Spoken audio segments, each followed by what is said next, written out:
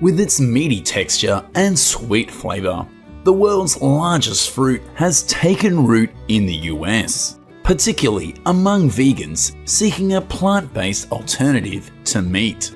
Jackfruit can be eaten fresh, but when cooked, its texture resembles beef or pork, suitable for dishes like vegan stew and vegan pulled beef.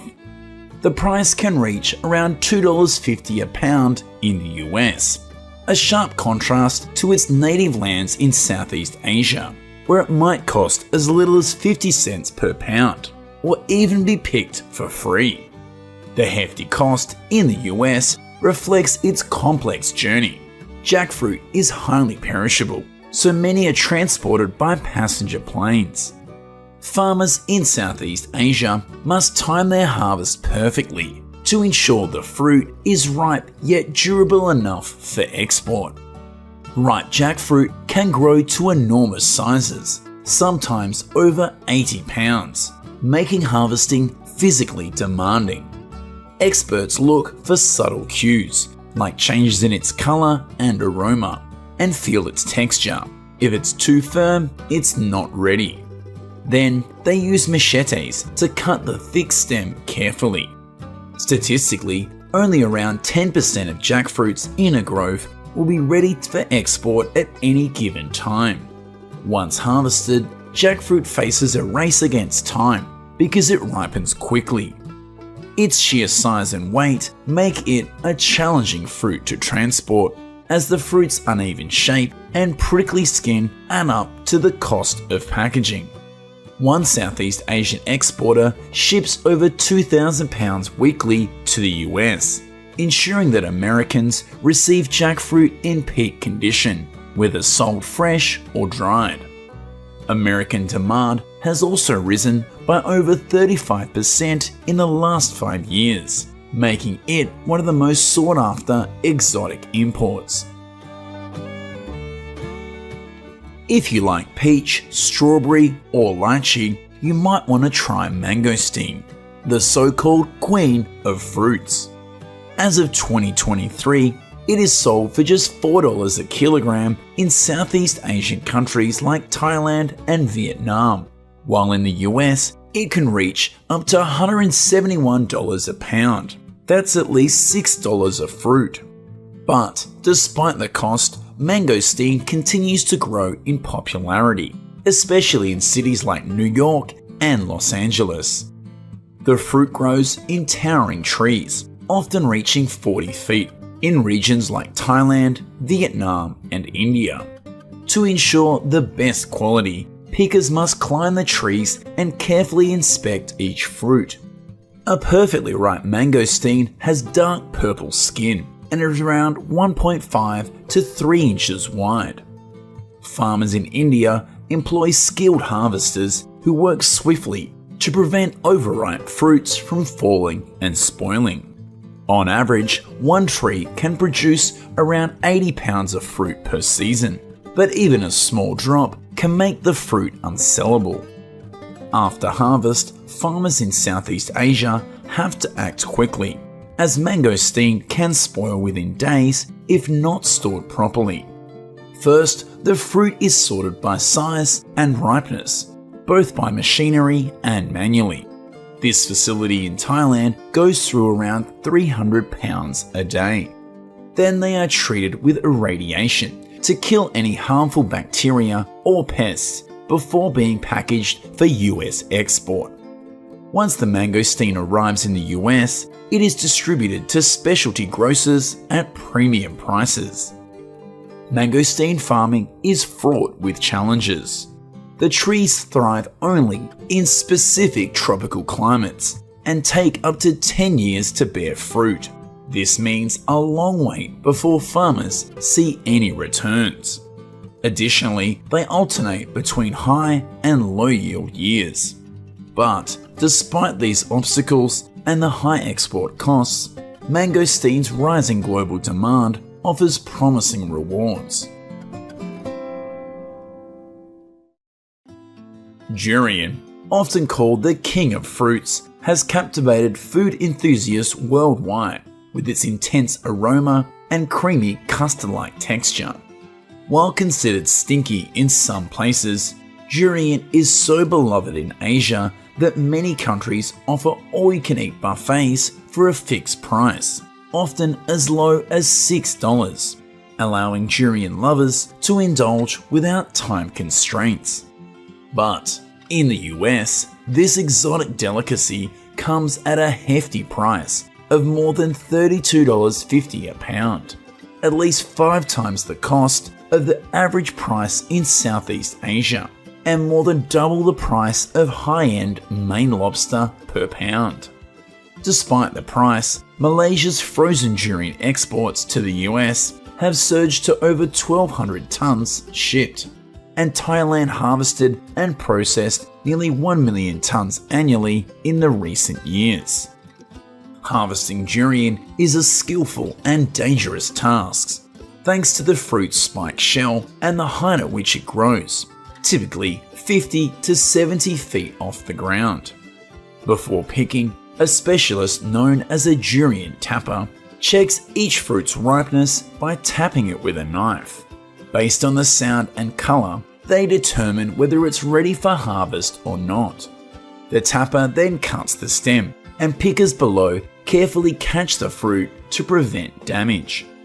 At the facility, durians are sorted, weighed, cleaned, and then let dry for at least 12 hours before packing. The stems are also sealed with a special chemical to help stop the sap from producing. Ripe durians have a strong smell and can spoil quickly within a week, so exported durians are frozen at negative 112 degrees Fahrenheit shortly after picking. Durian products destined for the US are vacuum sealed in thick plastic packaging to maintain their quality. The best durians have a strong fragrance and a golden hue. For the Musang King variety, creamy texture and a deep yellow flesh are critical quality markers. A single farm in Malaysia can produce over 2,000 pounds of durian in a season, but only 10% of the harvest makes the cut for international markets. Despite being one of the largest durian exporters in the world, the Malaysian durian heartland of Raub was rocked by a controversy in 2021 when state authorities destroyed 15,000 durian trees, claiming that they were planted on protected land. Similarly, durian farms in Thailand are expected to reach over $28 billion by 2025. However, they face challenges such as rising costs and the climate crisis, which threatens the supply of these prized fruits. Rambutans, with their distinctive hairy exterior, have taken global markets by storm, especially in the US. Known for their lychee-like texture and delicate balance of sweetness with a hint of tartness, rambutans sell for around $1 to $2 per pound in Southeast Asia, but once exported to the US, prices can soar to up to $7 a pound. In 2023, the US imported just 1 to 2% of the 314 million pounds of rambutans produced in Thailand, mostly in frozen form. Farmers in Thailand and Malaysia typically begin harvesting in the summer when the fruit's skin turns from being green to a vibrant red or yellow, signaling peak ripeness. Harvesters use ladders to reach the higher branches and hand-pick entire clusters, taking care to avoid damaging the delicate fruit. The fruits are carefully dropped into foam boxes on the ground, each weighing around 48.5 pounds when full. This process ensures only the ripest rambutans are selected, as overripe fruits bruise easily and can become soft during transport. At peak harvest, a rambutan farm can yield up to 13,000 pounds per hectare, all hand-picked for the best quality. Once harvested, they are immediately sorted by size and ripeness before being placed in cold storage, maintaining a temperature of around 50 degrees Fahrenheit. Despite careful packaging, Rambutan's high perishability limits how much is exported to the US market, as most rambutans are sent to neighbouring Asian countries and Europe in frozen form.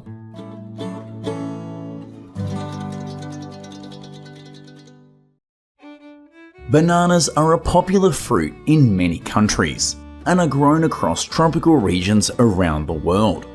The journey of a banana from a young plant to the consumer market involves several crucial stages, each requiring the expertise of farmers. Farmers plant bananas with a spacing of 2 to 3 meters, allowing them to grow without competing for sunlight. Saplings are placed about 30 centimeters deep in the soil. This depth helps anchor the plant and prevents it from toppling over, especially when they start to bear heavy banana bunches. Farmers must remove diseased or dead leaves to prevent the spread of disease and enhance the process of photosynthesis. As the flowers bloom and more bananas grow, farmers cover the banana bunches with bags to protect the young fruit from insect attacks. Maintaining an even temperature inside the plastic bag is crucial for the colour and development of the fruit. They also remove excess bananas to concentrate nutrients for the banana plant. Pruning helps control the structure of the bunch, making maintenance easier. This promotes strong plant growth and maximizes fruit yield. Typically, harvesting begins when the bananas are still green, as they will ripen during storage and transportation. Dwarf banana varieties take around 11 to 14 months from planting to harvest, while taller varieties take around 16 months. The time from flowering to harvest for a typical banana bunch is around 3 to 4 months. Signs that indicate it's time to harvest include the top of the leaves wilting, the fruit colour changing from dark green to light green, and the flower tip falling off. The bananas will become fully plump and firm. Workers use knives to cut down the entire banana bunch. The harvesting process is labour intensive and requires high skill. The bananas are placed on cushioned transport vehicles to prevent bruising. This step is crucial because bruised bananas are difficult to sell on international markets. Each banana bunch can weigh from 65 to 110 pounds, so farmers often use foam padding on their shoulders in order to avoid injury. A harvest team typically needs at least 2 people. As one farmer cuts with a knife, the other supports the bunch to ensure that it doesn't get damaged. Next, farmers secure the banana bunches onto a pulley system. This system is used to transport the bananas from the field to the collection points. This is especially true for banana farms located on hilly terrain. The installation of a cable system is ideal. On average, one system can transport around 90 banana bunches. Meanwhile, each truck can only carry around 35 to 40 bunches, making trucks more commonly used on smaller farms. After leaving the field, the bananas are immediately taken to the processing area, where they are washed and sorted. Skilled workers cut large banana bunches into smaller clusters and soak them in clean water. The second wash removes any remaining dirt or impurities after the initial wash. The smaller banana clusters are gently placed in fresh water to ensure they are thoroughly cleaned. Bananas are pre-cooled within 10 to 12 hours after harvest to slow the ripening process and reduce post-harvest losses, improving their marketability. Workers separate the banana clusters into smaller portions for easier packing. They ensure that each tray meets the required weight. This step is crucial for maintaining product consistency. The bananas are packed into boxes and kept at a temperature of 13 to 14 degrees Celsius, ensuring they stay fresh until they reach international markets. only the highest quality bananas are selected for export, while the rest are sold in the domestic market.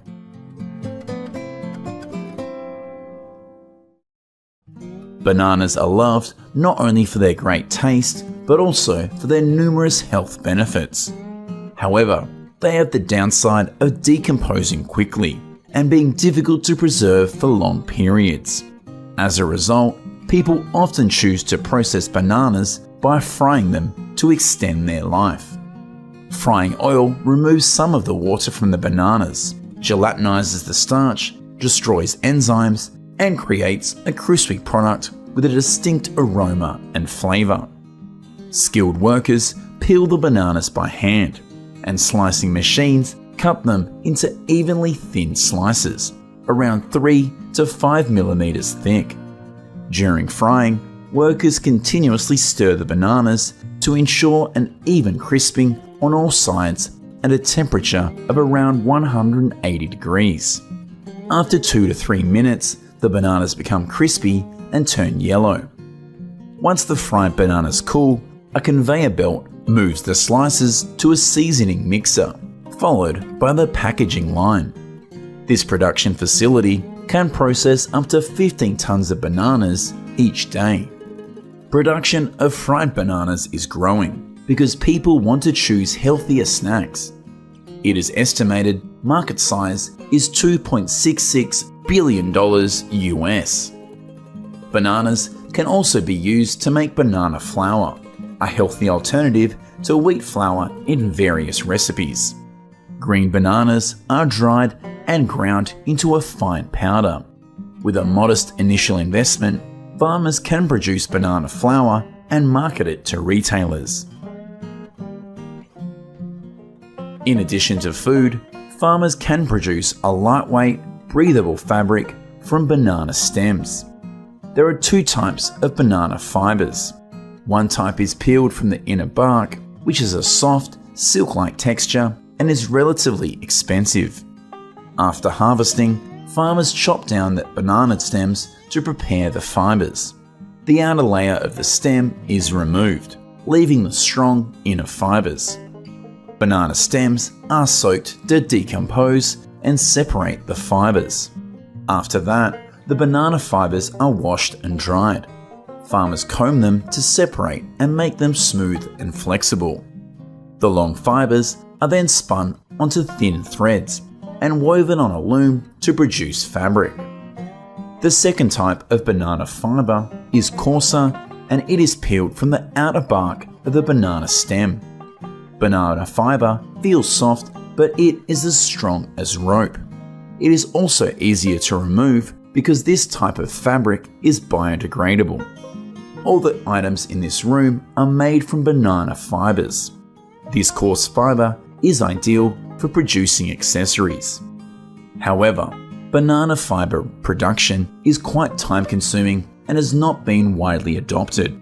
On average, out of 500,000 hectares of banana cultivation, only 10% of the waste from banana stems is processed into fiber.